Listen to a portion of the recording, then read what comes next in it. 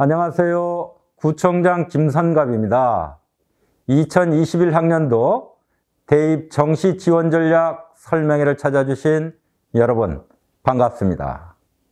수험생 여러분, 그동안 공부하느라 힘들었죠? 예, 고생 많았습니다.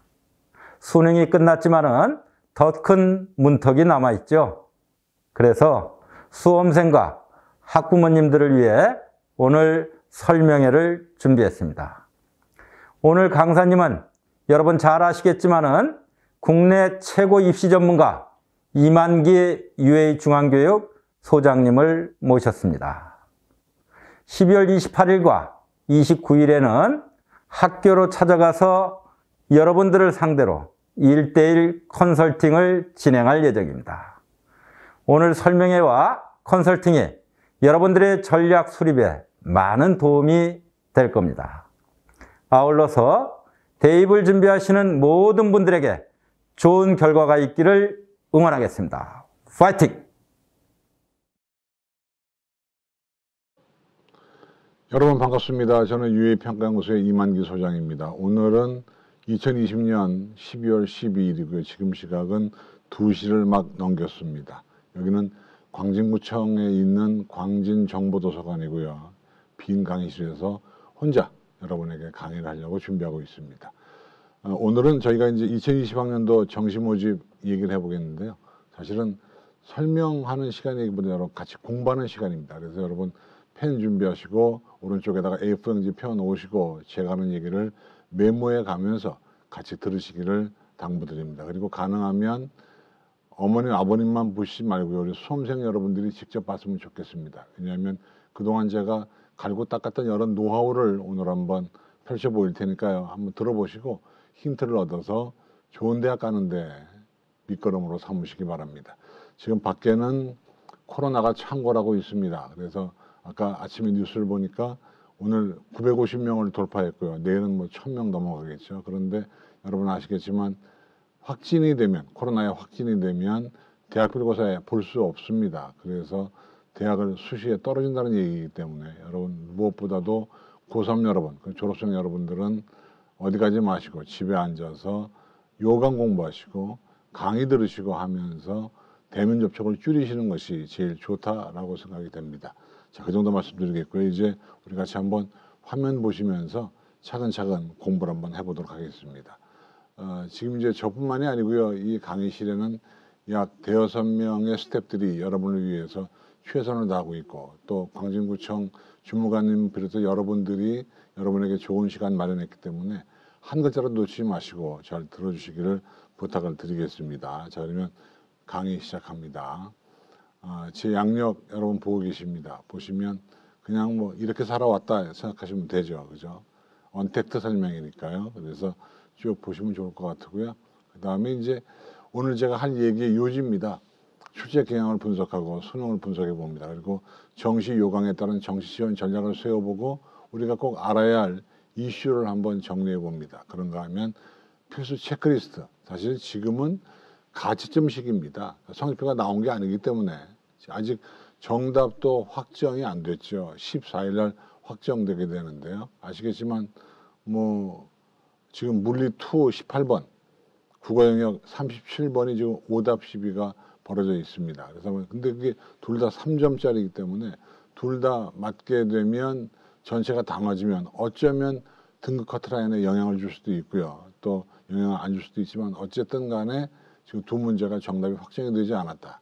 국어는 문맥이 애매하다는 것이고 물리2인 경우는 그 궤도 문제가 나왔는데 그 궤도에 그 움직이는 물체의 위치가 잘못됐다. 그래서 그림이 잘못됐기 때문에 문제 자체가 잘못됐다라는 것이 이제 선생님들의 의견이어서 두 개를 어떻게 할지는 아무도 모릅니다. 이제 모여서 회의를 통해서 결정을 하겠죠. 그러면 물리도 3점 올라가고 국어도 3점 올라가게 되면 어쩌면 등급 커트라인에 영향을 줄 수도 있고 안 줄 수도 있습니다. 그런 얘기를 한번 체크리스트 가지고 한번 해보겠고요, 여러분. 그 다음에 이제 한번 보겠습니다. 이번 수능 시험이 어려웠느냐 쉬웠냐를 얘기하면 사실 많은 분들이 처음에는 쉽다 그랬습니다. 저도 쉽다 그랬습니다. 그런데 보니까 객관적으로 문제가 쉬워요. 그런 불구하고 수험생 여러분들이 못 풀었다는 얘기는 결과적으로는 학습 양의 부족, 그 다음에 실전 연습의 부족 등등이 있는 거죠. 근데 그건 사실 지나간 얘기입니다. 지금 우리가 지나간 얘기 할 필요 없죠. 우리는 지금 가채점 시기에 뭘 할 것이고 거기에서 뭘 얻어야 성적표 나왔을 때 좀 더 나은 대학에 갈 수 있겠느냐라는 것이기 때문에 실은 뭐 누가 뭐라고 해도 현재의 위치에서 지금 뭐 어렵다, 비슷하거나 약간 어렵다 이게 중요한 것이 아니라 내가 나온 점수가 몇 점이고 하는 그런 것들이 무엇보다 중요한 것이죠. 그래서 사실 수험생 여러분들이 가장 고민하는 게 뭐냐면 그죠? 이런 거 고민하는 거죠. 어려우냐 쉬웠냐의 문제가 아니고 등급 커트라인이 얼마냐는 것이 가장 중요한 문제가 되어 있습니다. 그리고 많은 질문 들어오는 게 뭐냐면 이런 거죠. 지금 각 입시기관들이 등급 커트라인을 우리한테 제공을 했는데 그것이 과연 맞는 거냐 틀리는 거냐. 틀린다면 또 떨어질 거냐 올라갈 거냐. 올라간다면 몇 점 올라갈 거냐. 이걸 여러분 많이 물어보시는데 정답은 저도 모릅니다. 왜냐하면 채점이 된 다음에야 아는 거지. 지금은 뭐 아직 정답도 확정이 안 됐기 때문에 모르죠. 다만 그동안의 경험을 미뤄보면 거의 맞는다. 그죠? 거의 맞는다. 그러니까 입시 기관들의 등급 커트라인이 거의 맞게 돼 있다. 틀려본 데자 1에서 2점 플러스 마이너스 1, 2 정도가 맞고 틀리고가 있다. 이 정도 여러분 아시면 될 것 같고요. 그 다음에 이제 평균점 쭉 나오는데 생윤 쉬웠고요. 윤사 어려웠습니다. 한국지리 쉬웠고 세계지리 비슷했고 동아시아사 어려웠습니다. 세계사 어려웠고요. 경제 비슷했고 약간 쉽습니다. 사회문화 어려웠죠. 정치하고 어려웠어요. 이렇게 대체로 사회탐구는 어렵게 출제가 됐고요. 그 다음에 과학탐구인 경우는 사실 제일 우리 수험생 여러분들이 어려움을 겪었던 게 뭐냐면 지구과학2죠. 지구과학2가 상당히 어려웠어요. 그다음에 지구과학1도 상당히 어려웠고요. 그래서 이렇게 어려운 것을 보면 근데 어려운 게 나쁜 거냐는 거죠. 어려운 게 우리에게 손해냐? 그런 건 아닙니다. 왜냐하면 어려우면 평균이 낮고 평균이 낮으면 표준 점수가 올라가기 때문에 다른 과목에 비해서 지구과학 1이나 지구과학 2를 선택한 수험생들의 평균 점수가 높을 겁니다. 이건 어떻게 보면 전화위복, 그죠? 그런데 그것도 시험 잘 본 사람에 국한되는 것이고 시험 못 본 사람은 전화위복이 될 수가 없는 것이죠. 그렇죠? 넘어갑니다. 그 다음에 이제 등급 커트라인 8780 7262 49 나오고 9284 7664 49가 나오는데 사실은 여기에 보면 폭이요. 그죠? 그러니까 1등급에서 보면 이게 무려 13점, 100점에서 13점 차이가 납니다. 그죠? 근데 작년도에는 9점 차이가 났고요. 그러니까 작년보다 올해가 더 벌어져 있다. 그러니까 변별력이 있다. 이번 시험이 변별력이 있다. 그런가 하면 수학 가 같은 경우도 더 벌어졌잖아요. 근데 수학 나는 한 4점 정도 차이가 나 있으니까 폭이 좁아진 거죠. 이렇게 보면 수학 나는 작년에 비해 변별력이 줄었고 수학 가와 국어는 변별력이 늘었다. 특히 최상위권 변별력이 늘었다는 얘기입니다. 그렇게 보면 사실 표준 점수가 나오게 되면 물론 뭐 비슷하게 선형 분포니까 비슷하게 나온다 치더라도 국어와 수학과는 변별력이 쇠졌구나 이런 얘기고 수학나는 변별력이 약하구나 그런 얘기입니다. 그리고 또 1등급과 2등급 차이를 봐도 올해는 국어인 경우에 7점 차이가 나는데 그 작년도에는 6점 차이였었고요. 그렇죠? 그런 그 점수 차이. 어쨌든 올해는 국어 때문에 쫙 변별력이 벌어지게 돼 있다. 그러니까 사실은 국어 시험 본 애들이 잘 본 애들이 유리하다는 얘기가 나오는 이유가 여기에 있습니다. 물론 입시라는 건 총점으로 가기 때문에 뭐 특정 과목만 잘 봤다고 되는 건 아니지만 어쨌든 어려운 과목을 잘 봤다면 유리한 면이 없지 않아 있다. 그렇죠? 그런 걸 한번 보여주는 거고요. 그 다음에 보시면 근데 재밌는 것이 국어인 경우에 다 커트라인이 떨어졌는데 3등급은 더 떨어집니다. 그리고 수학 가 같은 경우도 작년보다 뭐 좀 비슷하게 나갑니다만은 3등급에다 툭 떨어지잖아요. 그렇죠?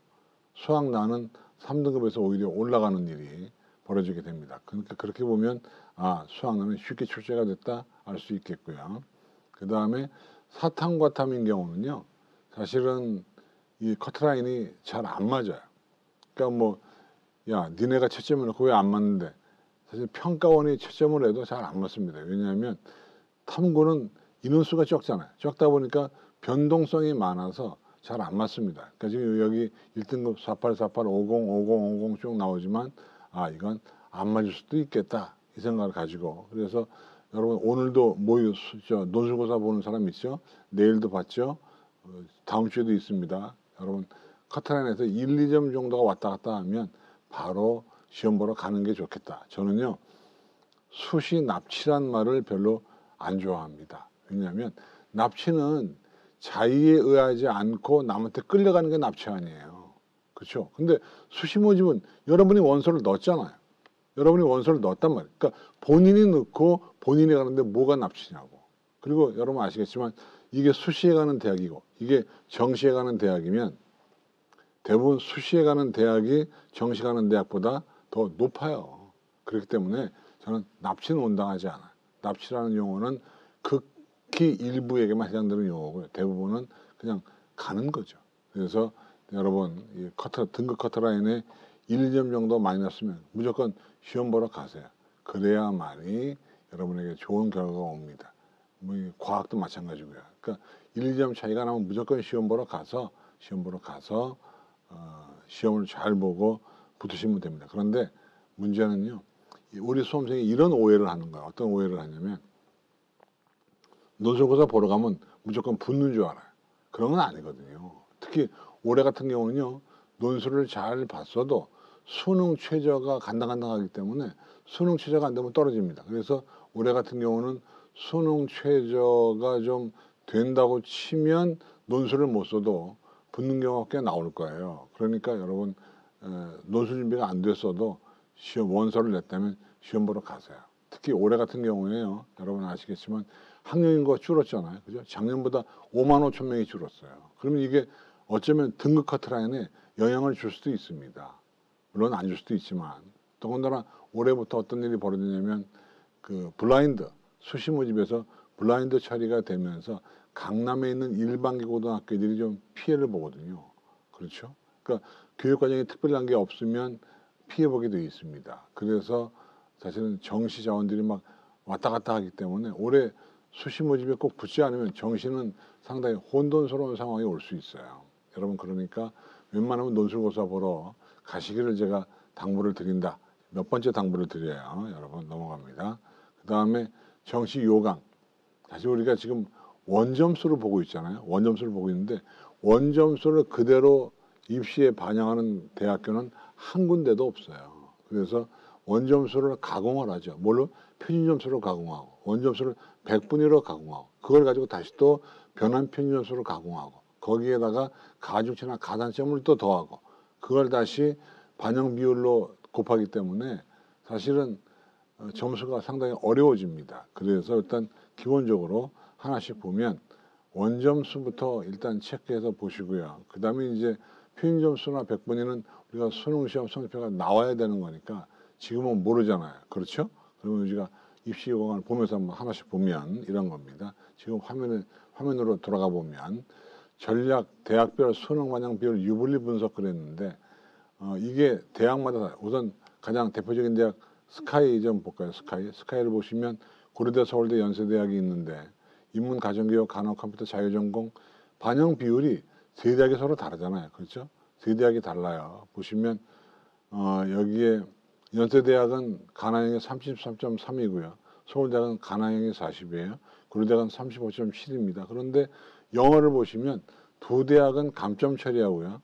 연세대학은 반영 비율로 갑니다. 그러면 여기 지금 나오는 것처럼 영어 등급이 안 나오는 사람은 1등급 이하에서 사실은 어떻게 보면 연세대학보다는 고대나 서울대가 더 나은 것이죠. 이런 걸 우리가 따져봐야 됩니다. 그렇죠? 그 다음 또 경희, 서강, 성균, 이화, 중앙, 한국외대, 한양대를 보시면 요건 보시면 국어 비중과 수학 비중이 좀 다릅니다. 영어 비중은 다르고. 그러니까 어떤 대학은 수학 비중이 높고 어떤 대학은 영어 비중이 높고 하는데 문제는 경영 경제 계열인 경우는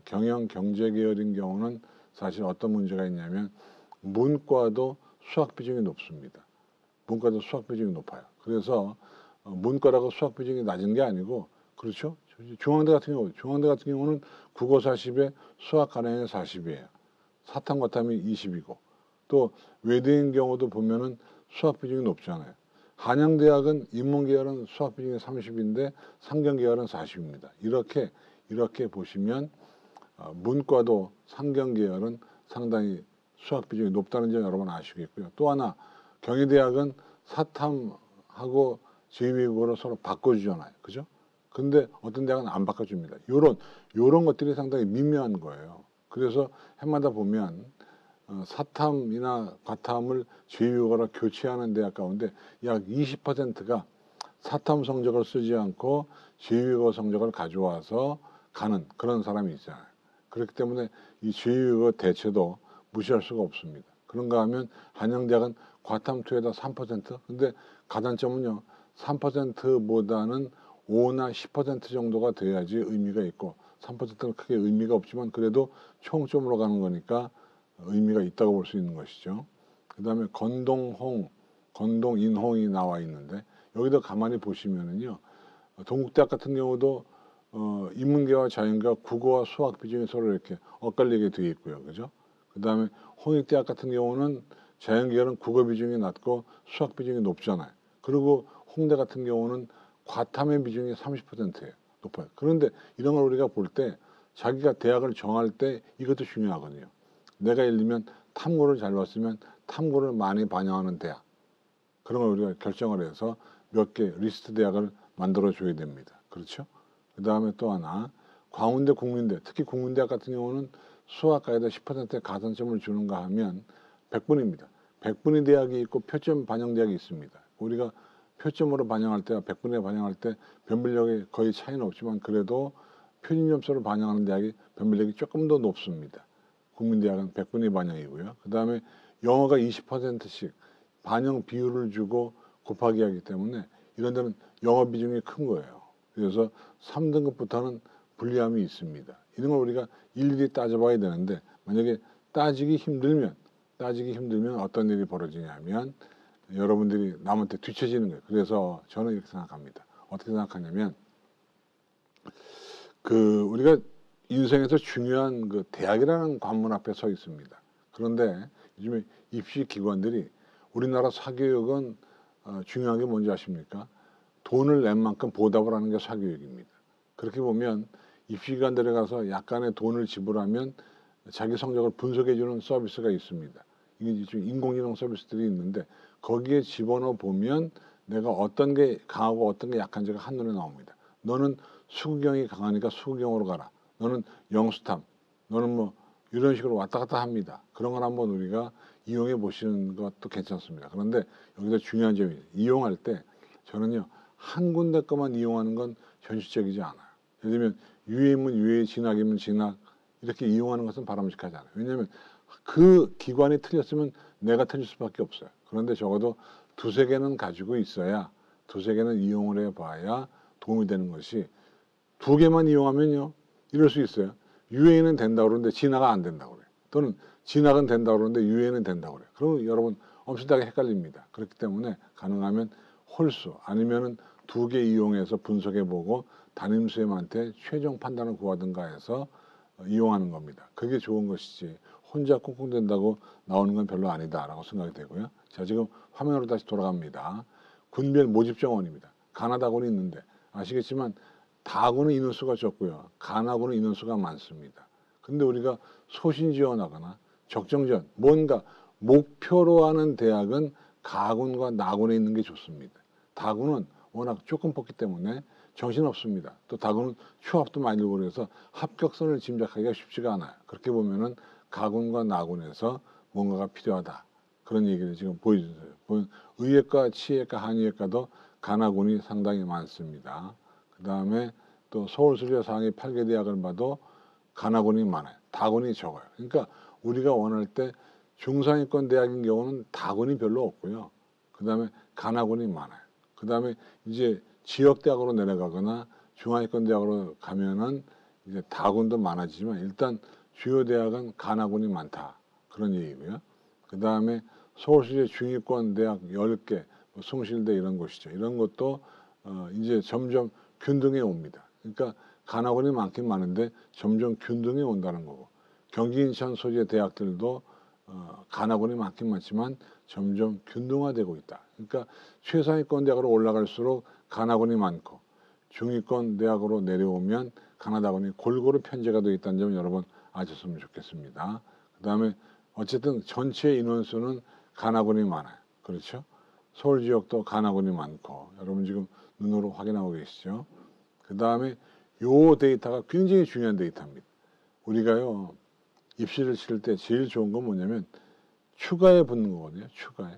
1차에 붙는 건 사실은 의미가 없어요. 왜냐하면 연고대 1차에 붙으면 그 서울대학에 추가에 붙으니까 이를테면 그래서 추가에 붙으려면 어떤 게 중요하냐면 나와 같은 경쟁자가 어느 대학에 썼는지가 중요한 거예요. 그래서 이제 그런 사실은 원수 접수하는 회사만 알 수 있는 거기 때문에 데이터를 보여드리면 고려대학교 나군 같은 경우에 1순위가 서울대학이고 2순위가 서강대, 경희대, 성대 이건 군이 다르기 때문에 이럴 수밖에 없어요. 그 다음에 다군은 홍익대, 중앙대인데 왜냐하면 다군에 갈 만한 대학이 서울에서 많지 않거든요.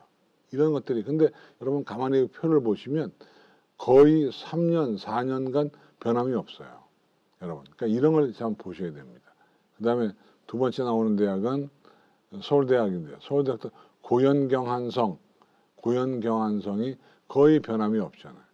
그렇죠? 그러니까 여러분 이런 걸 눈여겨보셔야 됩니다. 눈여겨보셔야 돼요.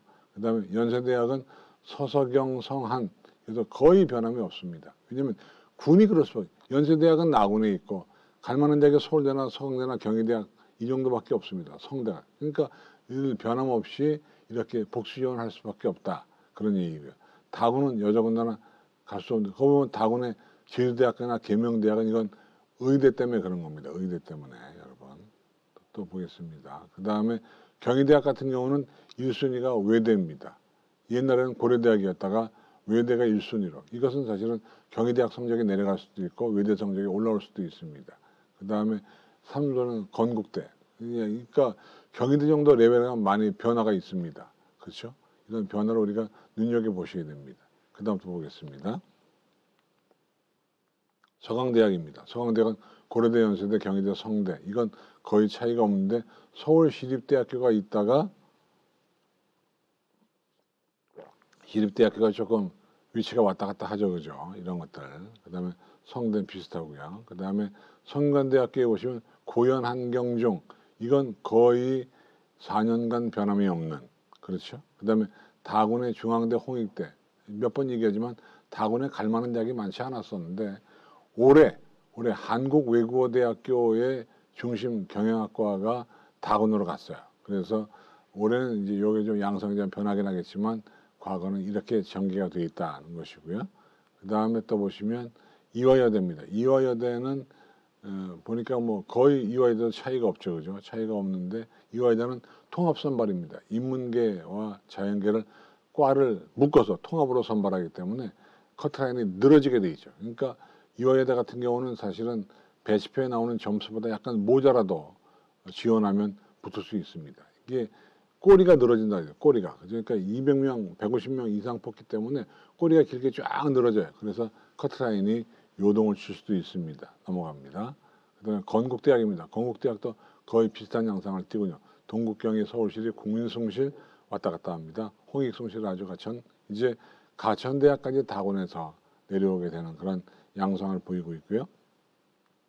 그다음에 동국대학교도 역시 건국대학교와 왔다 갔다 교차 지원이 되죠. 그래서 건대, 숙명여대, 경희대, 세종대, 한국외대 등등이 있습니다. 근데 이런 내용은요, 저는 지금 주요 대학만 가져왔습니다만 여러분 담임선생님들한테 여쭤보시면 담임선생님도 이런 데이터가 있을 거예요. 그래서 그 학교 내에서 어떤 데이터, 사실은 저는 가능하면 여러분들이 담임선생님과 협의를 많이 하기를 바랍니다. 그렇죠. 그러니까 유료 컨설팅 찾지 마시고 일단 무료 담임선생님 아니면 대기업 아니면은 EBS 아니면 교육청 단위의 컨설턴트를 찾아서 상담을 받고 그 다음에 그걸로 부족하면 유료를 받는 것이죠. 국민대학입니다. 국민대학은 자동차공학과하고 조형예술대학이 뛰어난 그런 대학이 국민대학인데 세종, 숙명, 경희, 건국, 상명 이런 식으로 교차 지원을 하고 있다. 복수 지원을. 그러니까 이걸 보면 아 내가 어떤 과에 써야 휴업에 붙겠구나라는 걸 우리가 짐작할 수 있는 거예요. 그 다음에 2월 인원까지 갑니다. 자 올해는요. 2월 인원이 어떨까요? 2월 인원이 작년보다 늘어날까요? 줄어들까요? 작년보다 줄 겁니다. 왜냐하면 지금 대학들이요 초긴장 상태에 있습니다. 왜? 애들이 없습니다. 수험생이 없습니다. 그래서 수험생들을 확보를 하려면 정시 모집은 두렵다는 거죠. 그래서 상당수 대학이 수시에서 끝까지 있는 데까지 휴학을 시키겠다는 것이 각 대학들의 입장입니다. 그러면 끝까지 수시에서 휴학을 시키면 정시로 넘어갈 2월 인원이 적잖아요. 그러니까 올해는 작년도 마찬가지였습니다만은 최상위권 일부 대학을 제외하고는 아마 끝까지 전화 찬스를 엄청 돌려서라도 그 추합을 많이 시킬 거예요. 그래서 2월 인원 수가 작년보다 줄 가능성이 높아요. 대학들이 그렇게 얘기했거든요. 그런데 문제는 그럼에도 불구하고 불가항력으로 휴학을 시키는 경우, 그러니까 서로 이렇게 연쇄적으로 이동하다 보면 시간에 내 이동을 못할 수 있죠. 그럴 때 어쩔 수 없이 휴학을 수시로 2월을 해야 되거든요. 그렇게 보면 2월 인원수가 예년과 비슷하게 왔다 갔다 합니다. 그래서 지금 피해보는 것처럼 가톨릭대, 건국대, 경희대, 고려대, 광운대, 국민대, 단국대, 동국대 이런 대학들의 수시 2월 인원수가 거의 비슷한데요. 이건 어디에 있느냐? 궁금하냐? 궁금하면 찾아보라. 뭘 찾아보면 여러분 사이트 가운데 어디가라는 사이트가 있어요. 어디가. 스페링은 adiga.go.kr 어디가. 어디가에 가시면 전년도 입시 결과가 있습니다. 입시 결과에 보면 작년에 몇 번까지 정시 또는 수시에 붙었나 하는 것들이 다 숫자가 나와 있습니다. 그래서 그걸 한번 보시면 좋아요. 그리고 지금 이제 제가 이런 걸 하나 보여드리는데 이건 이제 이건 배치표라고 얘기하는데 배치표. 이런 배치표에 보시면 배치표 한번 잡을 수 있으면 제가 얼굴을 가리고 배치표 보여드릴게요. 배치표에 여기 보시면 오른쪽 끝에 그 숫자가 자그마하게 나옵니다. 이건 모집 인원이거든요. 모집 인원. 이 모집 인원은 다 틀린 겁니다. 왜냐하면 맞지 않아요. 이유는 2월 인원이 반영이 안 된 거죠. 그렇게 보면은 이제 실제로 2월이 다 반영되고 나면 인원수가 바뀝니다. 언제 바뀌냐? 아마 1월 5일이나 1월 6일쯤 인원수가 나올 거예요. 그것이 진짜 인원수인데, 근데 그런 인원수가 거의 비슷하게 되어 있습니다. 그렇죠? 그렇게 한번 보시기를 당부드리겠고요. 그러니까 우리가 공부를 끝까지 해야 돼요. 그 다음에 상명대, 서강대, 서울과기대, 서울대, 서울시립대, 서울여대, 성대, 성신여대, 세종대 등등이 나오는데요. 등등이 나오는데 문제는 이런 겁니다. 뭐냐면 어떤 애는 많이 땡기고 어떤 애는 조금 땡기잖아요. 이건 어떤 그 대학교의 의도도 있겠지만 불가항력상 그럴 수밖에 없는 경우도 있기 때문에 거의 유사한 양상을 띠고 있다 이렇게 보입니다. 유사한 양상. 그래서 보시면 쭉 나와 있죠. 그죠? 어떤 대학은 서울여대는 2월에는 굉장히 적은데 서울대는 많잖아요. 서울대는 수능 체제를 못 채우면 많아요. 그런데 우리 서울대학이 지역균형에서 아시겠습니다만은 코로나 때문에 등급을 좀 낮췄잖아요. 3등급으로. 그러다 보니까 우리가 수시 이론이 많지 않을 수 있어요. 그런 거 우리가 눈여겨보시면 좋아요. 이건 거의 흐름이 비슷합니다. 그렇죠? 보면 가만히 보니까 스카이로 올라갈수록 2월 인원이 많잖아요. 그러니까 적당하게 끊고 뒤로 넘기기도 하지만 올해 같은 경우는 대학들의 입장은 가능하면 가득 땡기겠다. 끝까지 땡기겠다고 하는 의도가 숨어 있다. 여러분 이렇게 얘기할 수 있고요. 한양대학은 전통적으로 2월 인원을 많이 남겨놓지 않는 대학으로 유명한 대학이 되겠습니다. 넘어갑니다. 그 다음에 이제 경쟁률인데 경쟁률. 이따가 제가 마지막에 경쟁률을 다시 한번 설명하겠습니다만 보면 건국대학교 광진구청 근처에 있습니다만 건국대학교 지리학과인 경우가 3개년 동안 경쟁률이 요동을 치잖아요. 그죠? 요동을 쳐요. 이렇게 요동을 치는 곳은 합격선 짐작이 어려워요. 여러분. 그래서 이 3개년 동안의 경쟁률을 우리가 좀 분석해 볼 필요가 있습니다. 그리고 입시기관이나 대기업 사이트 같은 데 가면 뭐가 있냐면 시간대별 경쟁률이 있어요. 시간대별. 그러니까 첫날 10시, 첫날 5시, 둘째 날 10시, 둘째 날 5시 이런 식으로 시간대별 경쟁률을 보시면 거기가 어떻게 전개되어 있는지가 나와 있습니다. 그런 걸 여러분 쭉 보셔야 돼요. 참고적으로 이것은 건국대학교고요. 이것은 역시 건국대학교 자연계열 거의 차이가 없죠. 그죠? 그 다음에 고려대학교 인문계열 보시면 노노문학과하고 영어교육과가 요동을 쳤습니다. 이런 과들은 합격선 짐작이 매우 어렵다 생각이 됩니다.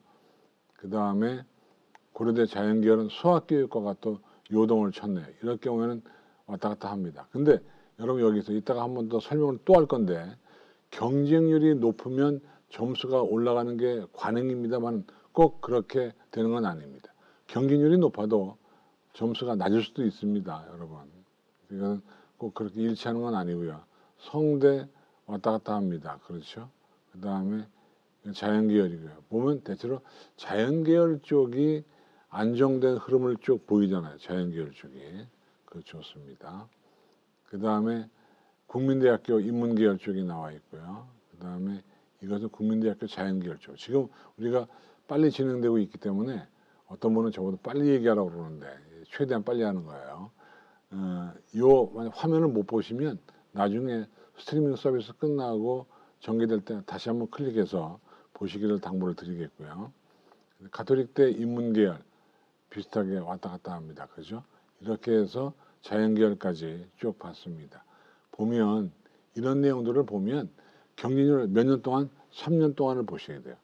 3년 동안 시간대별 경쟁률을 보셔야 됩니다. 시간대별로. 자, 그럼 이제 지금 우리가 볼 내용은 수시 직후 알아야 할 입시 이슈에 대해서 한번 보겠습니다. 요즘에 어떤 이슈가 있는지 볼까요? 하나는요, 졸업생 비율이 늘었습니다. 근데 졸업생들은 수시보다는 정시에 더 집중하기 때문에 우리에게 두려운, 즉 재학생 입장에서는 두려운 존재임에 틀림이 없으나 저는요, 뭘 얘기하고 싶냐면 졸업생, 재학생 따지지 말자는 겁니다. 왜냐하면 성적 좋은 애가 최고인 거지. 졸업생이면 어떻고 재학생이면 어때? 그래서 이제는 졸업생, 재학생의 개념을 갖지 말고 성적이 나보다 좋으냐 나쁘냐에 대해서만 관심을 갖자는 것이고, 그 다음에 또 상위권 일부 대학에서 2022년이 안 됐음에도 불구하고 정시부 인원수를 늘렸을 때, 그러니까 애들은 줄고 정시 모집 선발 인원은 늘어나면 합격선은 내려갈 수밖에 없다. 이런 내용들. 그런가 하면 일부 대학은 수능 반영 방법을 바꾼 대학도 있습니다. 그 다음에 이럴 경우에, 그러니까 만약에 반영 방법을 바꾸면 이 작년도 입결을 보는데 어려움이 생깁니다. 그죠?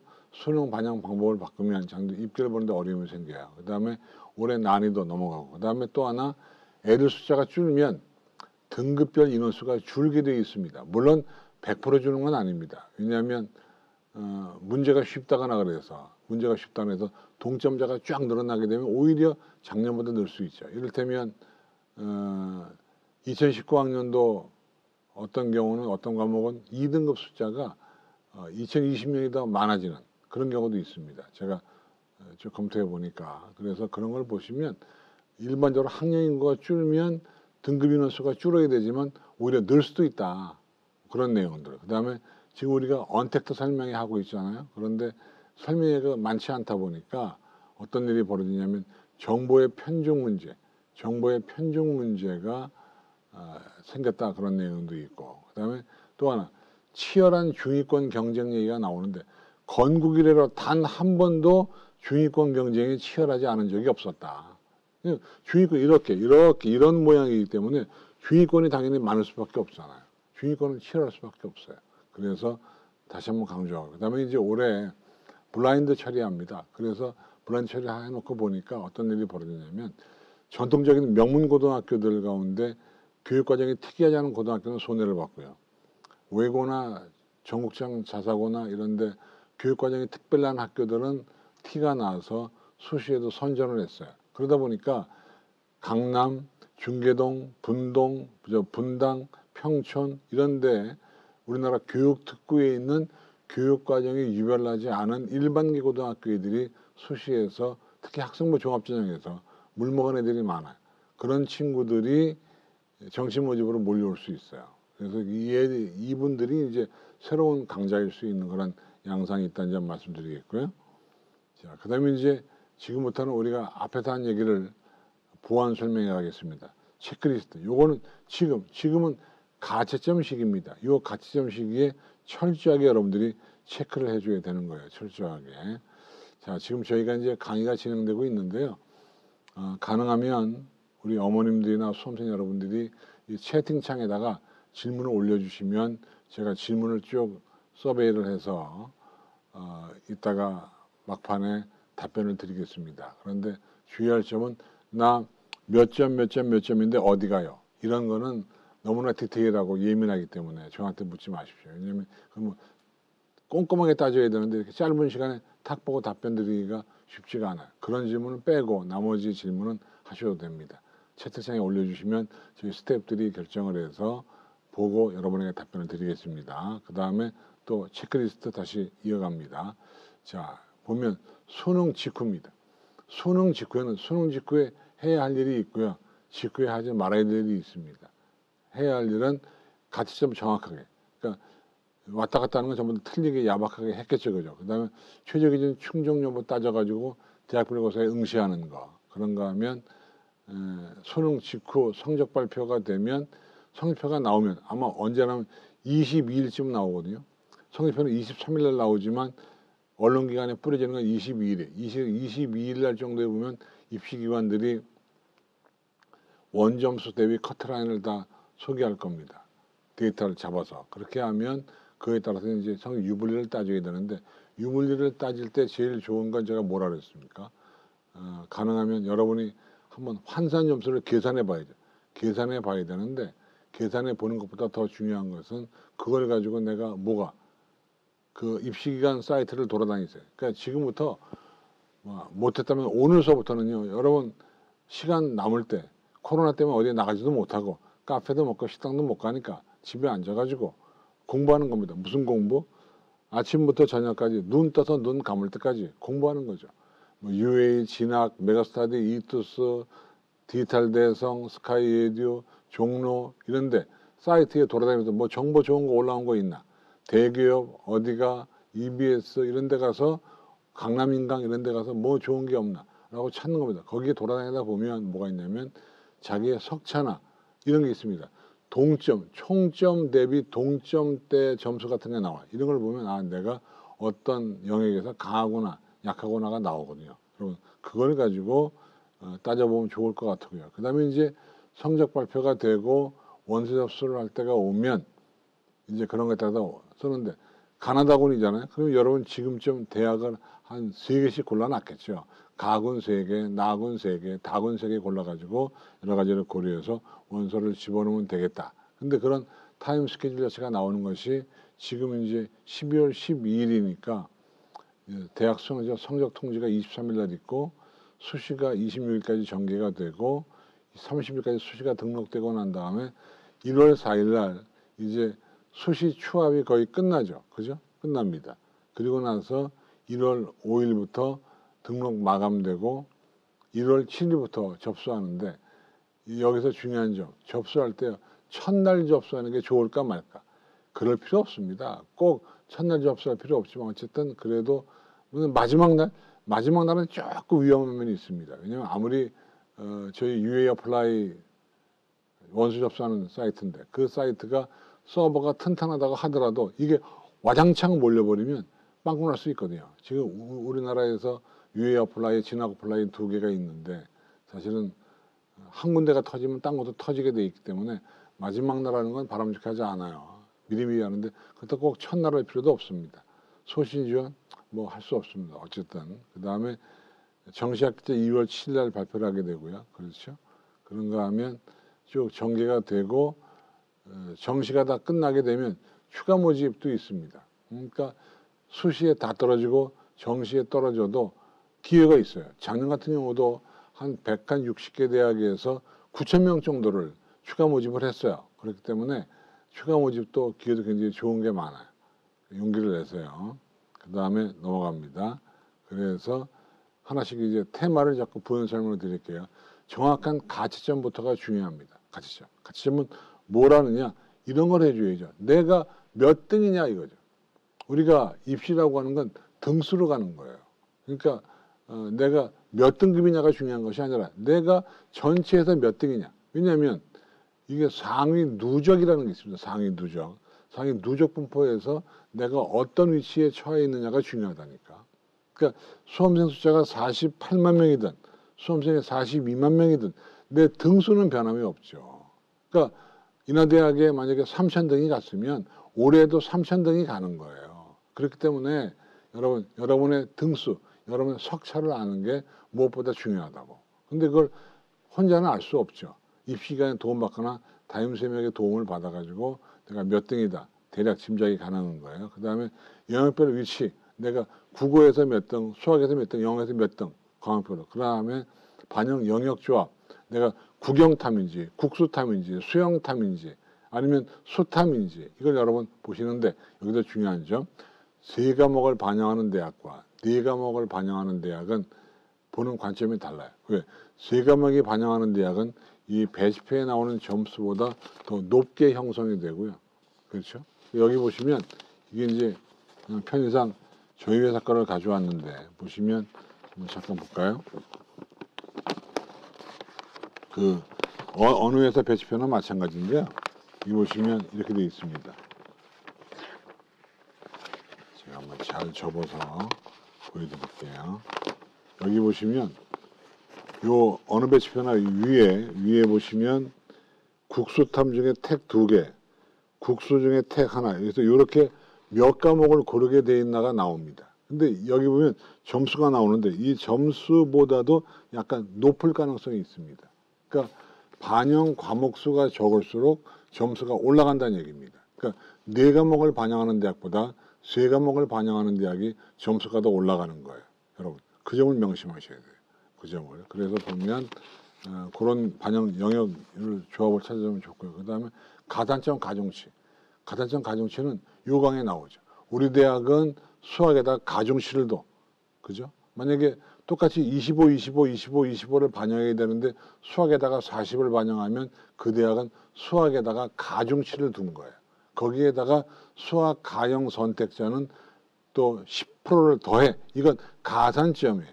그러니까 가중치는 반영 비율상 나오는 용어고 가산점은 그게 점수를 더해주기 때문에 가산점을 더하면 만점보다 더 점수가 오버될 수도 있어요. 그렇죠, 그죠? 넘어갑니다. 그 다음에 또 하나 수시 수능 최저 기준 충족 여부를 지금 판단해 줘야죠. 그래서 아마 이 판단을 통해서 여러분들이 대학별고사, 논술고사를 보러 갔을 겁니다.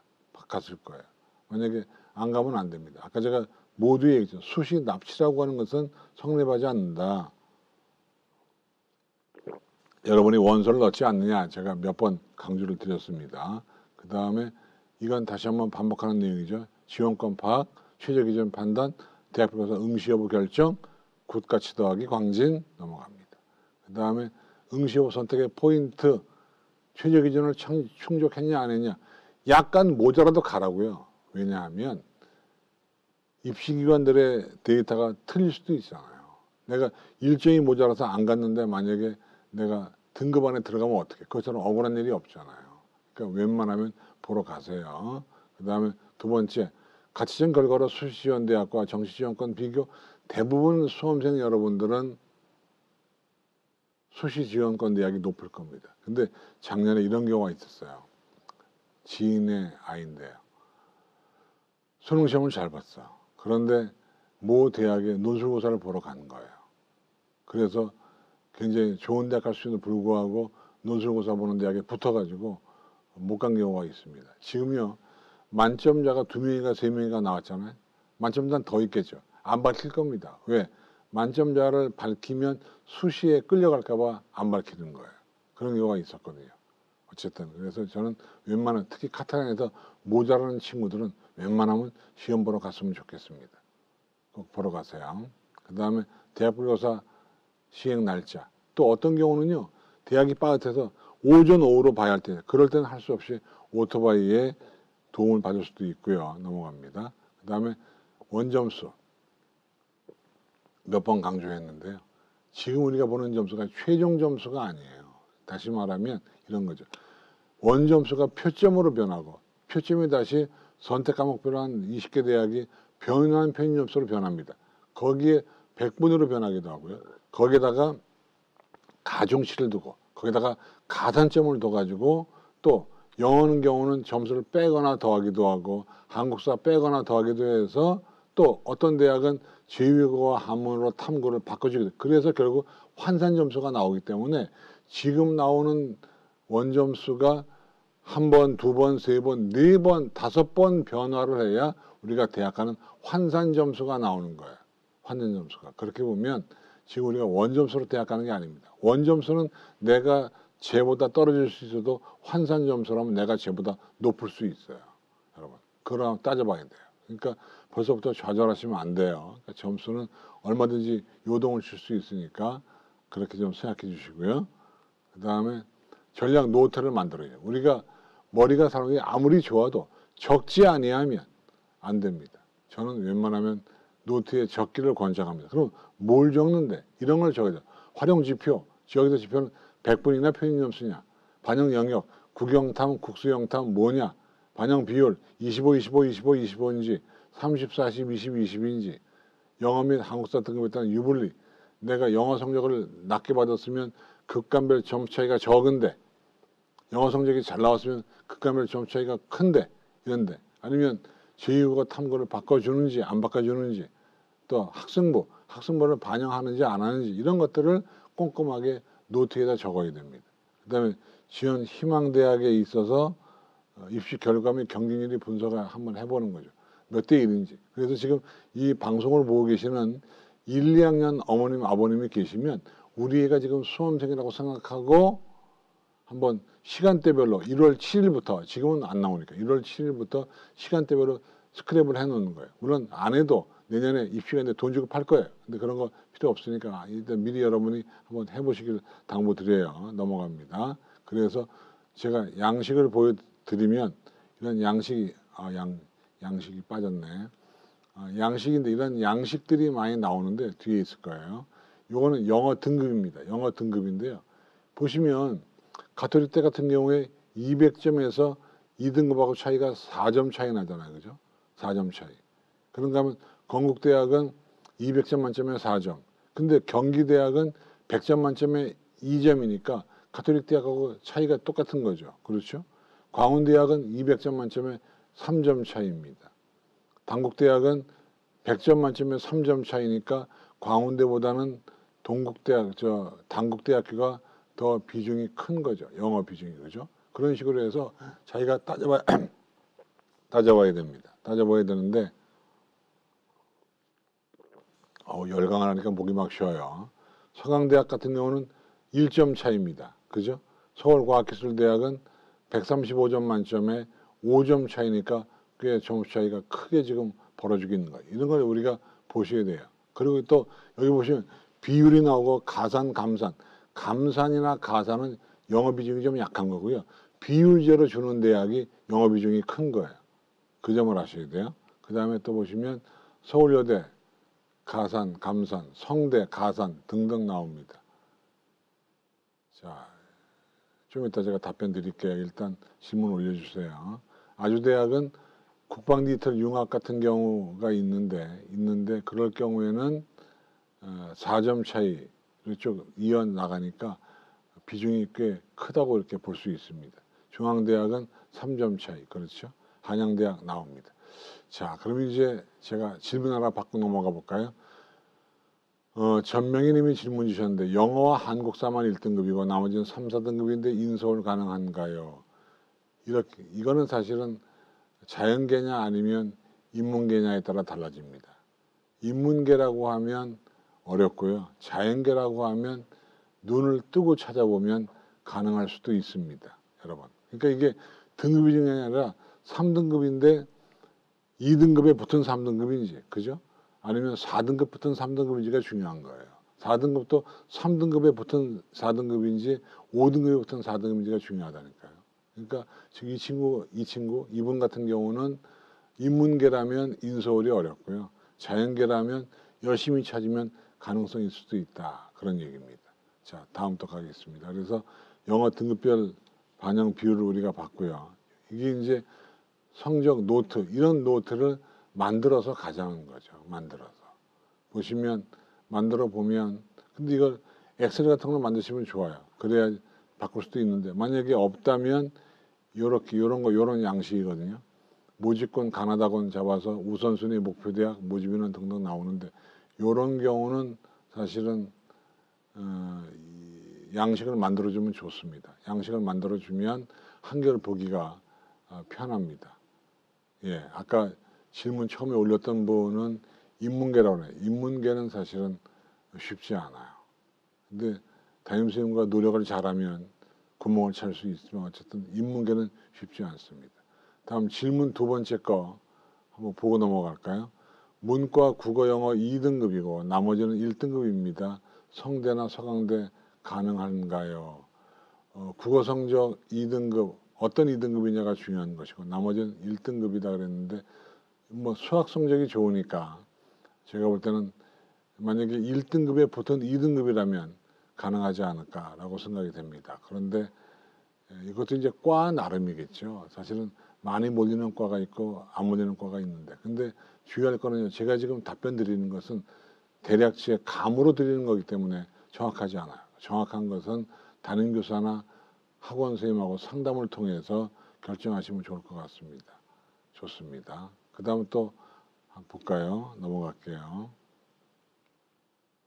네, 등급 점수와 평균 점수 100분인데 이건 제가 왜 보여드리냐면 좀 전에 질문할 때 등급으로 질문하시잖아요. 등급으로 질문하면 저희가 사실 좀 답변 드리기가 어려워요.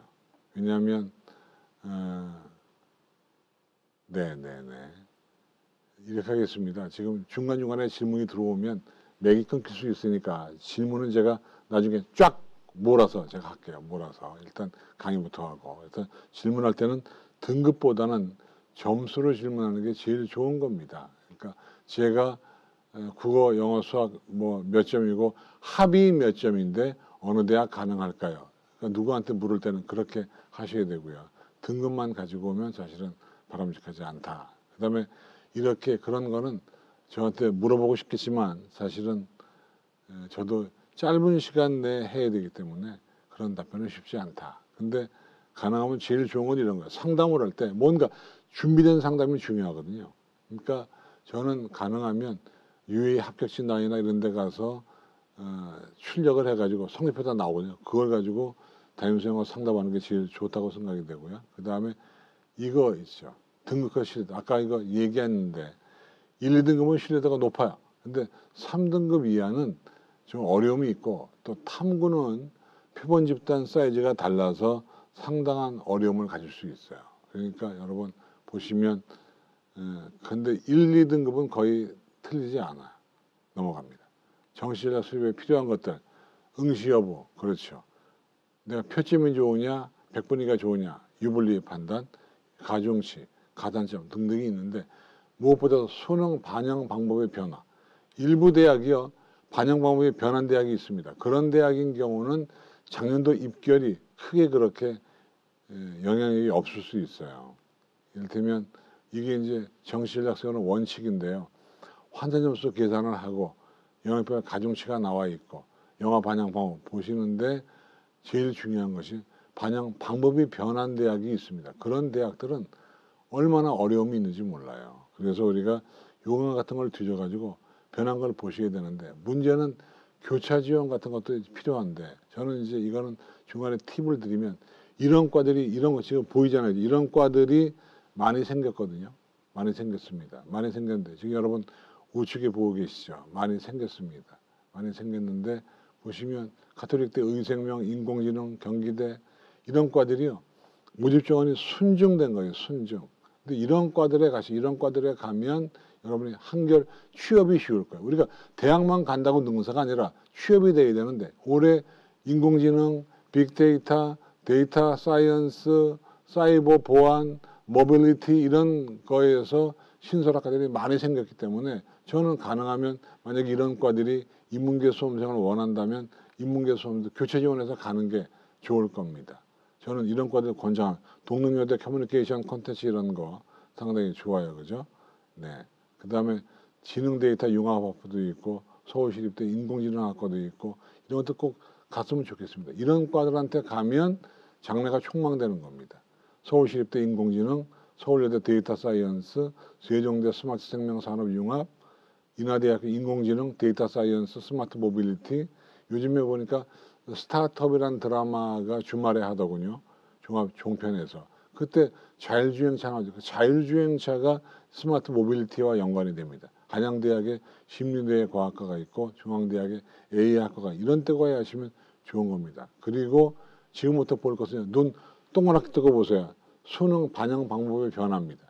약간씩 변한 데가 있죠. 이런 것들은 사실은 요강이 변했다면 수능 입결에 약간의 변화가 있습니다. 그 전에 광고 드리면 광진구청에서 12월 28일 날하고 29일 날 학교로 찾아가는 1대1 컨설팅을 진행 예정입니다. 학기별로 문의하셔서 상담 받으시기 바랍니다.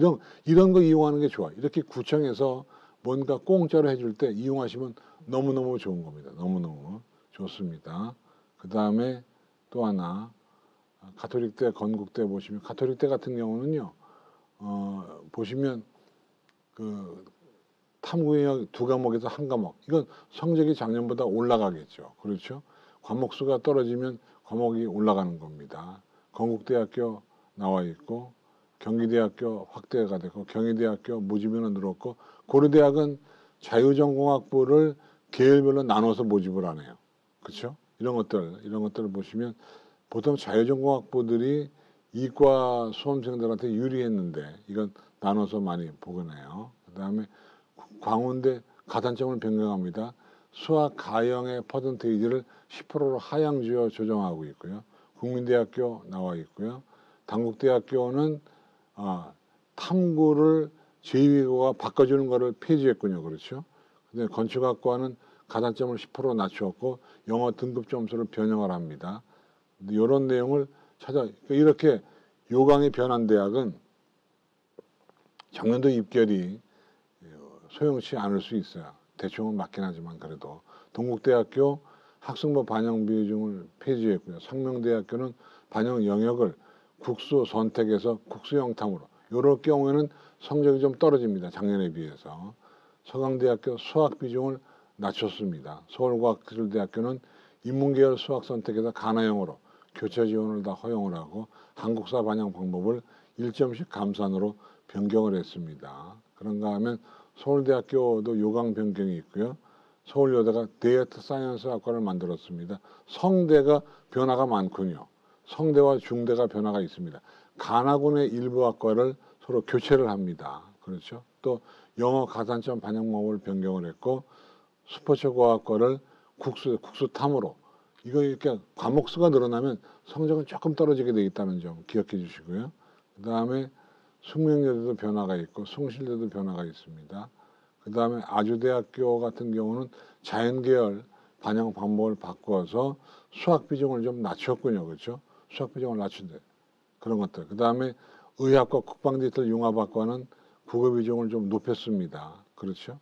그런가 하면 이화여대는 수능 영역별 반영 비율을 변경을 해서 25, 25, 25 균등 반영하다가 인문계는 국어를, 자연계는 수학 비중을 높였군요. 그렇죠? 그런 차이점을 보셔야 됩니다. 그런가 하면 연세대학교는 시스템 반도체 특별전형을 신설했는데 올해 우리나라에서 고려대학교 반도체공학과와 그 다음에 연세대학교 시스템 반도체공학과 반도체 특별전형 이것이요 결과적으로 계약학과입니다. 그러니까 대학에 들어가면 바로 취업이 결정되는. 그러니까 고려대학 반도체공학과는 SK 하이닉스고요. 그죠? 그 다음에 연세대학교 시스템 반도체공학과는 삼성입니다. 삼성 반도체에서 이렇게 애들을 뽑아가게 되어 있습니다. 그러니까 대학교 졸업할 동안 장학금 나오죠. 간단한 시험 봐서 입사하니까 이과 성적이 올해 아마 무지하게 높지 않을까. 둘 다 의과대학이나 치의과 다음이지 않을까 생각하고 있고요. 인천대학교가 그렇게 바꿨고 인하대학은 교차 지원 가능하도록 만들었고요. 그 다음에 일부 학과, 철학과를 나군으로 옮겼고 또 영어 등급 점수를 급간 차이를 줄입니다. 이런 것들. 그다음에 중앙대학교는 큰 변화가 있습니다. 사회과학대학 모집군을 나군에서 가군으로. 그러니까 성대하고 이렇게 반대로 갔습니다. 그다음에 AI학과 학과고 첨단소재공학과를 신설하고 있고요. 그죠?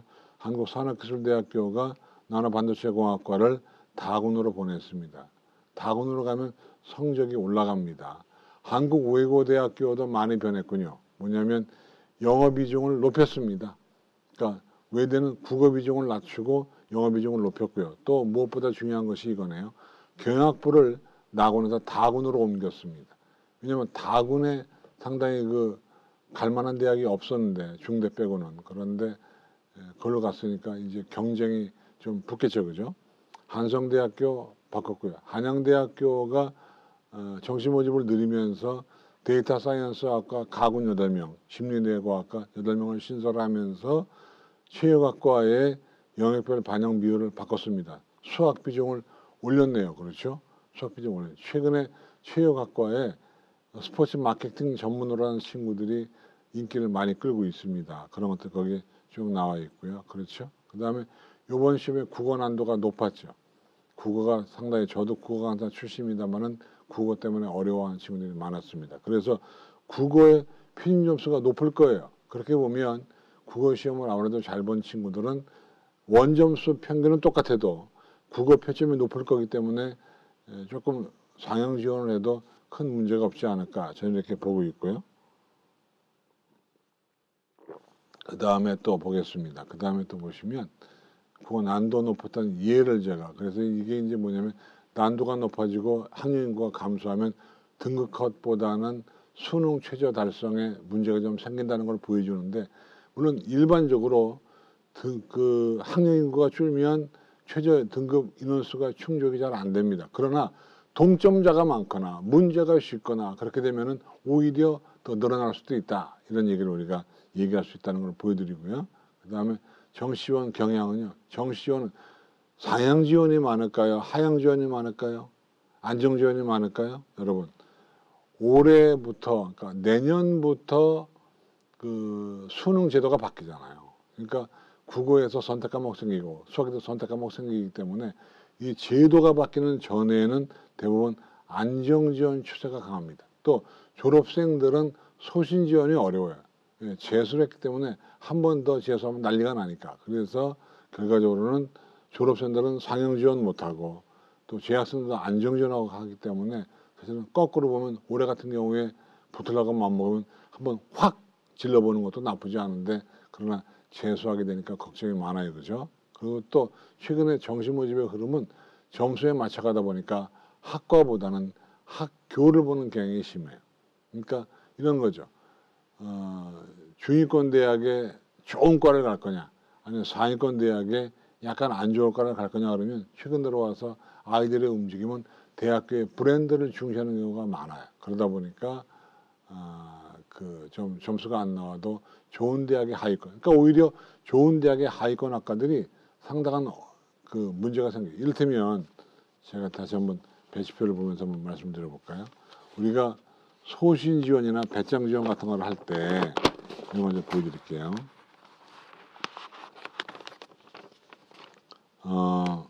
이게 이제 배치표라고 보면은요, 여기 이제 과가 쭉 나오잖아요. 이게 보시면 여기는 없네요. 여기로 갈까요? 네. 여기에 보면 연세대학교를 한번 볼까요?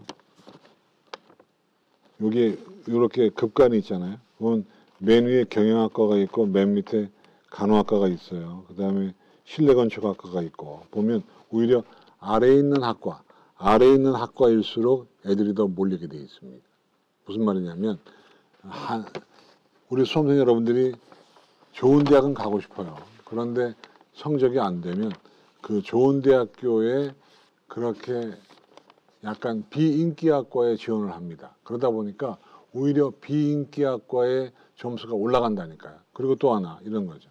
작년 같은 경우에 고려대학교에서 그런 일이 있었는데, 고려대학교에서 높은 거가 이제 사이버 국방학과가 있어요. 사이버 국방학과. 근데 해마다 컴퓨터과학과보다 그게 더 사이버 국방이 높았거든요. 높았는데 작년 같은 경우는 오히려 그 컴퓨터학과가 더 높았단 말입니다. 그러니까 그럴 경우에 사실은 이건 올해는 어떻게 할 거냐, 이런 걸 따지는 것이 민감하죠. 그래서 경쟁률 같은 걸 보면서 따져봐야 되는 거예요. 그리고 학과 서열은 안정지원이 되면 많이 파기가 되고 있고요. 또 가능하면 저는 일승일무 일패 전략을 원합니다. 그러니까 하나는 소신, 하나는 적정, 하나는 안정. 그래서 안정한 데 붙는 거 아니면 소신한 데 붙는 거 하여튼 하나는 꼭 붙게끔 이렇게 했으면 좋겠고요. 그렇죠? 그런 내용을 제가 설명드렸고 요건 금방 답변이 되네요. 제가 지금 배치표를 가지고 이렇게 설명을 하니까 배치표는 어디서 구하냐고 여쭤보시는데 입시기관들 사이트에 가면 다운로드 받을 수 있습니다. 아니면 학교에 가면 있을 수 있어요. 학교에 가면 그렇게 넘어갑니다.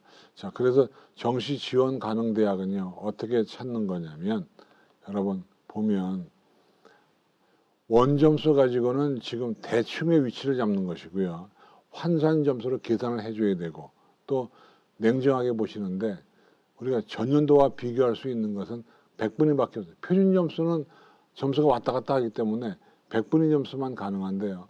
인원수가 줄면 100분위 점수가 내려갑니다. 그러니까 100명 가운데 5등하고 90명 가운데 5등은 달라요. 그래서 100분위 점수가 그러니까 여러분이 이제 성립표를 받으면 여러분의 100분위 점수가 나오거든요. 그걸 가지고 작년도와 비교해 봐야 되는데 비교할 때 중요한 사실은 작년보다 100분위가 조금 낮게 나올 겁니다. 왜냐하면 인원수가 줄었기 때문에 그런 것들을 여러분 따져가면서 보셔야 돼요. 그래서 전년도 성적과 올해 성적을 비교할 때는 100분위 가지고 비교할 수밖에 없지만 그 100분위도 점수대에 따라서 약간의 올라가고 내려가는 게 있다 생각해 주시고요. 그다음에 지원 원칙은요. 가족회의를 통해서 지원 원칙을 정하셔야 됩니다. 이런 걸 보고 이게 점수대인데요. 이런 점수대를 보고 아버지가 중심 아니면 엄마가 중심이 돼서 우리는 어떤 원칙 가지고 간다. 지원 원칙을 정하셔야 되는데 근데 지원 원칙을 정할 때 지금 보시면 이게 본사는 UA이고요. A사는 대성학원인데 점수 차이가 좀 나죠. 그죠? 약간씩 차이가 있습니다. 차이가 있는데 이것은 그 기관이 가지고 있는 표본 집단, 누적 백분위의 차이 때문에 그런 거예요. 그러다 보니까 약간씩 차이가 있는데 그러니까 이런 거죠. 성대 글로벌 경영이요. UA는 281점이에요. 대성학원은 278점, 3점 차이입니다. 근데 문제는 내가 281점이면 가는데 아무 걱정이 없는데 내가 278점이면 UA 거에 비하면 떨어지고 대성 거에 비하면 맞습니다. 이럴 경우에 어떻게 할 거냐. 여기서 이제 경쟁률 같은 걸 따져보거나 작년 입계를 보거나 해서 담임선생님들하고 상담을 통해서 결정을 해줘야 되는데 이럴 경우에는 사실은 냉정하게 따지면 어디께 맞느냐. 이건 뭐 입시 결과를 뒤집어 봐야만. 물론 저는 저에게 맞다 그러고 대성의 이영덕 선생님은 대성께 맞다고 얘기를 하시기 때문에 서로 어긋나 있습니다. 그런데 그러면 어떤 분이 이렇게 합니다. 평균 내서 200한 79.5로 하지. 그렇죠? 뭐 그럴 수 있겠지만 그건 또 과학적인 얘기는 아니고요. 그래서 경쟁률 같은 걸 따져가지고 여러분 가족회의를 통해서 결정을 하시는 게 제일 좋겠다는 생각이 들고 그 다음에 지원 원칙은요. 정해봐야 되는데 뭘 보고 할 거냐. 이건 그 대학교에 대한 매력도가 있습니다. 동문 네트워크가 중요한지 신입생 충원율이 높은지 낮은지 취업률이 높은지 낮은지 등록금을 뭐 싼지 시립대학은 1년에 한 200만 원 들어갑니다. 기숙사가 있는지 이런 것들을 다 따져가지고 여러분 자료를 정해줘야 되는 거예요. 그러니까 이런 것들 그래서 이런 걸 모아가지고 가족회의를 통합니다. 나는 동문 네트워크가 중요해. 그러면 사실은 동문 네트워크가 중요한데 가는 것이고요. 그렇죠? 이런 걸 여러분 꼼꼼하게 따져봐야 되는데 문제는 이런 겁니다. 자, 하나씩 볼까요? 대학 졸업 후에 진로 계획이 있는가? 내가 뭐가 되고 싶어? 그러면 예를 들면 나는 공무원 시험 볼래. 그러면 행정학과에 가는 거예요. 그렇죠. 나는 예를 들어서 엔지니어가 될래. 그러면 기계공학과에 가는 거죠. 그런 거. 그 다음에 가장 어려운 게 이겁니다. 두 번째 거예요. 대학이 우선이냐 학과냐. 그러니까 학교에 간판을 볼 거냐 실속을 볼 거냐. 저는 개인적으로는 문과는 대학교 간판이 중요하다고 저는 보는 사람이에요. 근데 이게 교육적이진 않아요. 그냥 제 생각을 얘기하는 거예요. 근데 이과는 어떤 과가 가지고 있는 과의 정체성이 중요하다고 보는 사람이에요. 그렇게 사람마다 차원이 다르다는 거죠. 제 생각이고요. 넘어갑니다. 갑자기 흥분했네요. 지원 원칙. 올해는 무조건 대학 가야 돼. 그러면 그때는 안정적으로 원서를 쓰는 거고요. 재수를 한번 해볼까 말까 고려해. 그럴 땐 안정 하나에 아슬아슬하게 2개 쓴다. 근데 나는 재수 각오했어. 나 이미 조기반 등록했어. 뭐 이러면 그때는 추락 가능, 추락 가능, 추락 가능 이렇게 가는 것이죠. 그렇죠? 그러니까 좀 더 배짱 지원을 하는 겁니다. 배짱 지원할 때 제가 말씀드렸죠. 하위권 학과는 배짱 지원이 어려워요. 상위권 학과를 찔러야 배짱 지원이 가능한 거예요. 그 다음에 전략노트 만드는 건 아까 제가 몇 번 얘기했습니다. 그래서 제일 좋은 건 엑셀 같은 거로 만들면 좋고요. 양식이 없으면 유이닷컴 오시면 양식이 있습니다. 다운로드 받으시면 좋을 것 같아요. 넘어갑니다. 그 다음에 인원수가 줄었습니다. 그런데 수학가는 좀 늘었어요. 자연계생들 좀 늘었다는 얘기죠. 그런데 올해 자연계에 신설학과들이 굉장히 많아요. 아까 제가 인공지능, 데이터 사이언스, 빅데이터, 스마트 모빌리티 늘었다고 그랬잖아요. 많아요. 그래서 올해 자연계 수험생한테는 올해 조례에 찬스입니다. 더군다나 의과대학 계열도 많이 늘었어요. 그래서 올해의 자연계 수험생들은 기회 탔다. 그러니까 올해 대학 가기가 좀 많이 쉬워졌다. 이런 얘기를 말씀을 드렸고요. 그다음에 2월이는 아까 제가 얘기했는데 보통 주요대 기준으로 한 어떤 대학은 2%, 어떤 대학은 60%, 모집 지원에 60%까지 2월이 됩니다. 이런 대학도 있어요. 대학마다 달라요. 근데 대학마다 그 흐름은 비슷합니다. 평균적으로 7% 정도. 그러니까 100명 모집이면 한 107명 정도를 뽑는 경우가 꽤 있습니다. 근데 어떤 대학은 30, 40%까지 넘어갑니다. 이것은 정시 모집을 하기 전에 원서 접수하기 전에 홈페이지에 발표합니다. 그리고 또 하나, 여기도 굉장히 중요한 거. 수시에만 뽑는 학과가 있습니다. 근데 그 학과가 못 뽑으면 정시로 넘어와요. 이런 배치표에 안 나와 있기 때문에 애들이 모르기도 합니다. 수험생들이 모르기도 합니다. 그래서 저는 여러분 가능하면 내가 원하는 대학에 혹시 수시에만 뽑는 학과인데 정시로 이월된 과가 있나 없나를 보시면 거기 또 가기가 쉬운 면이 없지 않아 있습니다. 네, 좋아요. 제가 요즘에 제가 유튜버가 됐어요. 근데 이제 심심해서 몇 개씩 찍는데 요즘에 제가 공부하는 게 뭐냐면 빵꾸 나기 쉬운 학과, 빵꾸의 법칙 뭐 이런 거 요즘에 제가 알고 있는 내용을 요즘에 좀 집대성하고 있어요. 그래서 그거를 이제 유튜브로 제가 제공할 생각을 가지고 있는데 그런 것들은 여러분 많이 요즘에 유튜브에 훌륭한 강사들이 많아요. 입시기관도 있지만 제야의 고수들이 많아요. 그런 분들 강의를 들어보면 수시 이월이는 무시 못하죠. 이거 꼭 참고해서 원서를 쓰세요. 그리고 정시에 어디쯤 갈까? 이거는 가능하면 여러 기관의 자료를 모았으면 좋겠습니다. UA, 대성 다 모으세요. 다 모아가지고 놓고 판단하시는. 뭐 UA에 의하면 가능, 대성에 의하면 불가능, 스카이에이드 가능, 또는 뭐 종로학원 불가능, 이투스 가능 이렇게 해서 노트를 딱 만들어 놓으면 제일 좋아요. 가능하면 많은 자료를 모아놓으면 좋습니다. 좋아요. 다음 넘어갑니다. 그리고 결정은 언제? 1월 달에 하는 겁니다. 근데 결정을 할 때 학과 서열 얘기인데요. 상위권 대학과에서는 오히려 점수는 비인기 학과가 더 높을 수 있어요. 그래서 요거는 어디가에 가면 있어요. 어디가라는 사이트에 가면 있거든요. 어디가는 adi.ga.co.kr 어디가에 가면 있는데 어디가에 가면 상위 80%, 상위 70% 커트라인이 있는데 이게 우리가 이 배치표에서 보는 학과 서열하고요. 어디가의 서열이 달라요. 요동을 칩니다. 예를 들면 아까 얘기했죠. 컴퓨터학과 같은 경우에 사이버 국뽕어도 점수가 높았다고요. 근데 그렇다고 해서 입시기관에서 야, 사이버 국뽕이 전통적으로 강한 학과인데 학과 서열을 바꾸냐 이게 쉽지 않거든요. 그래서 여러분은 배치표의 학과 서열, 그 다음에 그 대학 내의 서열, 실제 입결에서의 서열 등을 따져가지고 조합해서 원서를 쓰는 거예요. 그래서 하위권 학과를 안정 지원하게 되면 이건 오히려 몰려서 떨어질 확률이 높다는 점 말씀드립니다. 네, 좋습니다. 종이 배치표 믿을만하냐? 요즘에 합격 예측, 합격 진단이 대세인데 믿을만하냐? 참으로 신기한 것은요. 그렇게 모의 지원하고 합격 진단을 해도 결과적으로 배치표 점수에 수렴해요. 이건 어떻게 보면 아날로그 아니에요, 아날로그. 아날로그가 오히려 더 알곡인 경우가 있어요. 그러니까 저희는 사실은 종이 배치표를 저는 신봉합니다. 왜냐하면 이게 모의 지원에다가 과를 바꾸기도 하고 막 그랬잖아요. 그러니까 여러 가지 변수가 결합된 것이 작년도 입결이고 작년도 입결에 의해서 만들어진 것이 이 종이 배치표이기 때문에 이 종이 배치표의 위력도 우리가 무시할 수 없다는 점을 제가 설명을 드립니다. 그렇죠? 그래서 온라인 배치표와 이 종이 배치표를 골고루 이용해 가면서 하시면 좋겠다. 그리고 종이 배치표가 그렇게 무식하지 않다. 입시기관들이 온갖 심혈을 기울여서 만들기. 이건 거의 저희가요, 한 달 가까이 이거 고민해서 만드는 거예요. 그러니까 이걸 무시하면 안 돼요. 다음 넘어갑니다.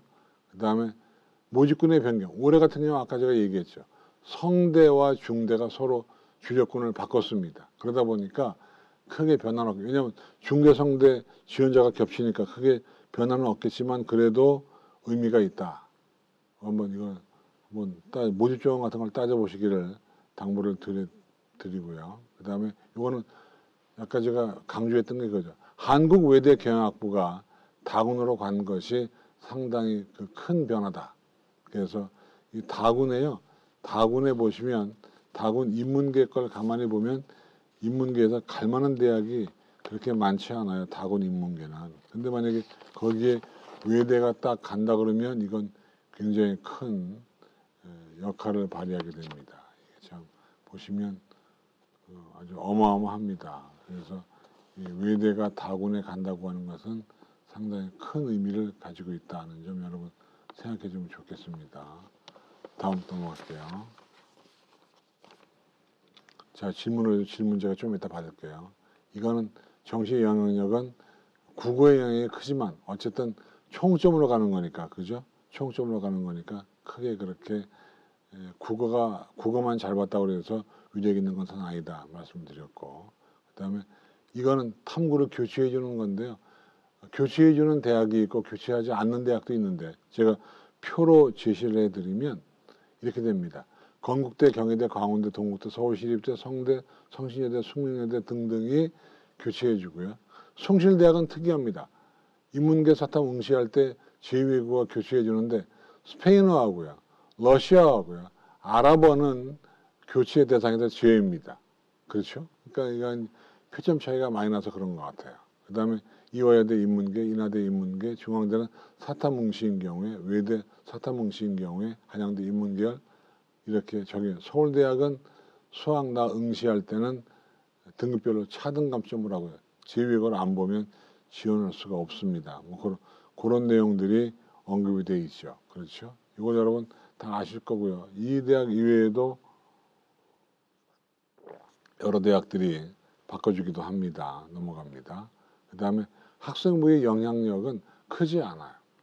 근데 크지 않아도 수업시험 둘째 자리에서 당락이 좌우되기 때문에 꼼꼼하게 내가 만점에서 몇 점이 뒤지는지를 꼼꼼하게 따져보셔야 됩니다.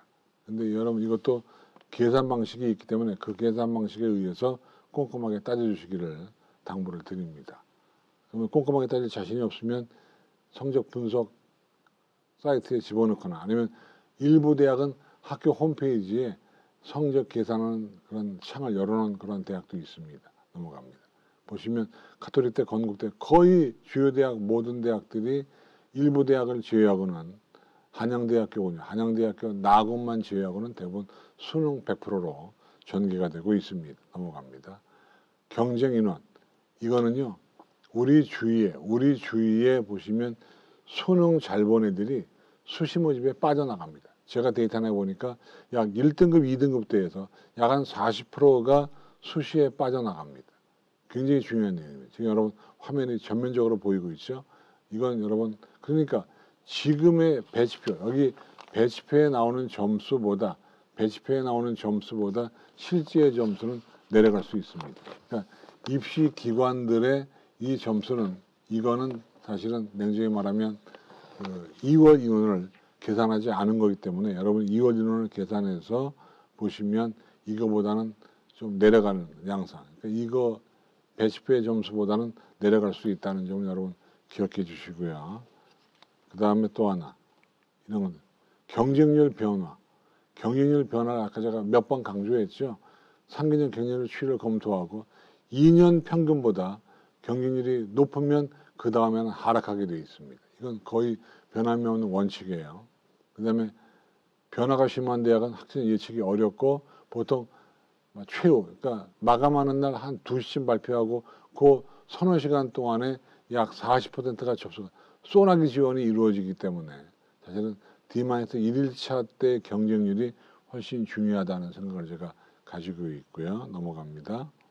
그 다음에 경쟁률의 법칙인데요. 이건 그냥 그동안의 관행을 제가 한번 가져온 거니까 마감 직전 경쟁률이 낮고 모집 인원이 적으면 최종은 높아진다. 그렇죠? 마감 직전 경쟁률이라는 것은 마감하는 날 오후 한 2시쯤 발표하는 경쟁률이에요. 마감 직전 경쟁률이 높으면 최종은 높아지지 않는다. 마감 직전 경쟁률과 입시 결과는 큰 상관이 없다. 모집 인원이 많은 학과는 경쟁률이 급격히 높아지지 않는다. 비인기 학과의 경쟁률이 오히려 높을 가능성이 높다. 마감 하루 전 지원자가 실제 적정 성적대의 지원자일 가능성이 높다. 이것은 사실은 그동안에 있었던 관행을 제가 한번 설명드린 것이고요. 실제로 경쟁률의 법칙은 2, 3일차에 안정 지원자들이 많아요.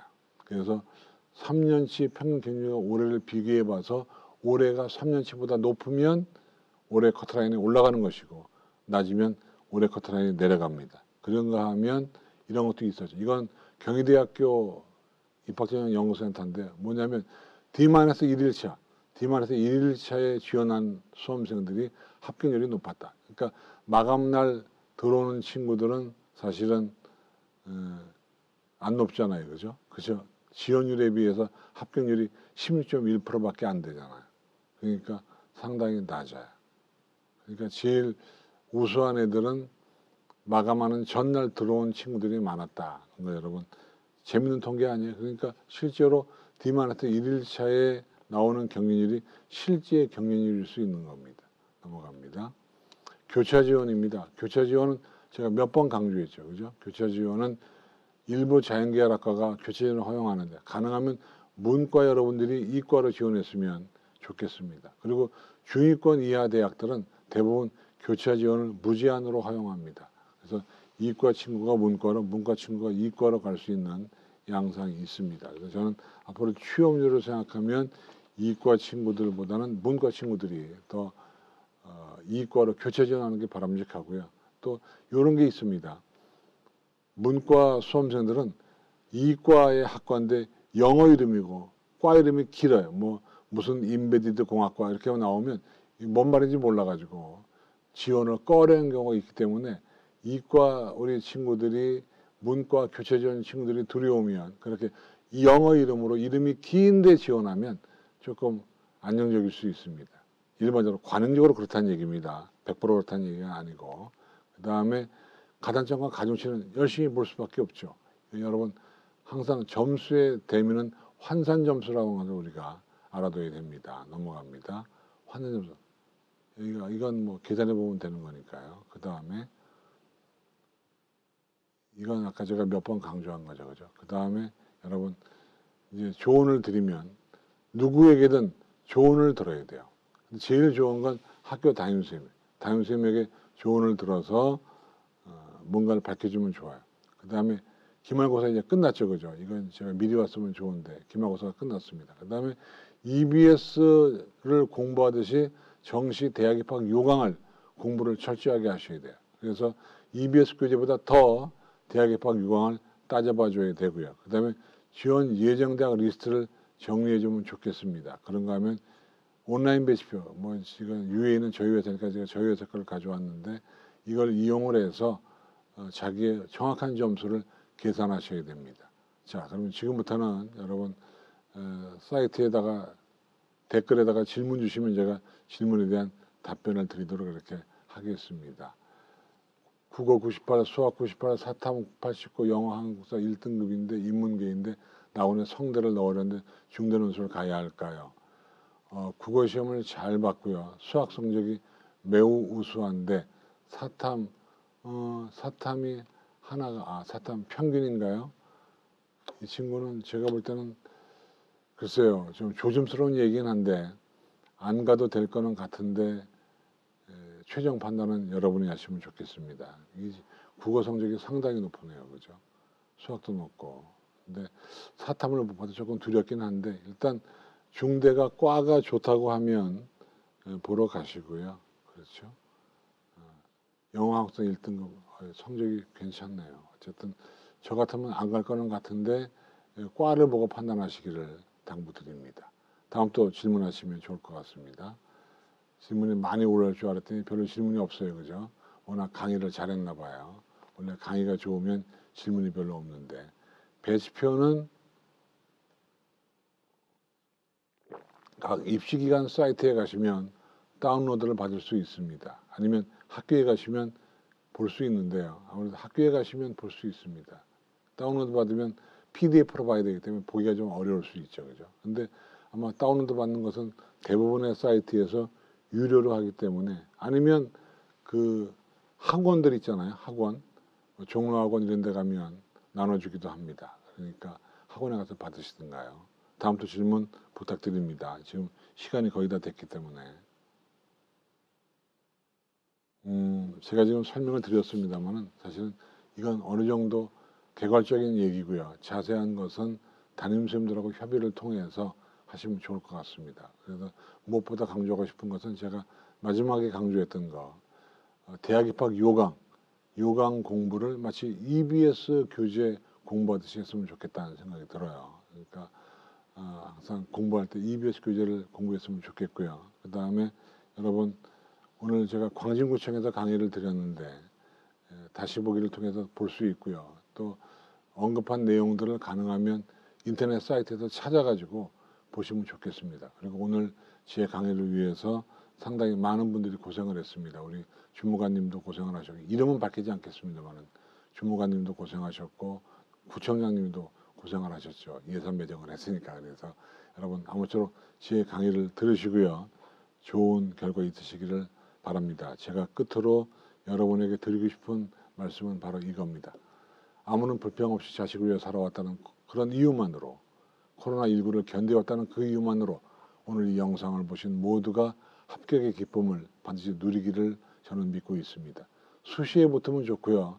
정시에 붙어도 좋습니다. 또 추가에 붙어도 좋죠. 아무쪼록 이 영상을 보신 모든 분들은 오늘 이 제 기운을 받아가지고 꼭 좋은 대학, 원하는 대학에 합격하시고 내년 봄에는 코로나 없는 아름다운 캠퍼스를 보면서 맞이하시기를 기대하면서 제 강의를 마치겠습니다. 여러분 수고하셨고요. 꼭 합격의 영광 누리시기 바랍니다. 고맙습니다. 안녕히 계십시오.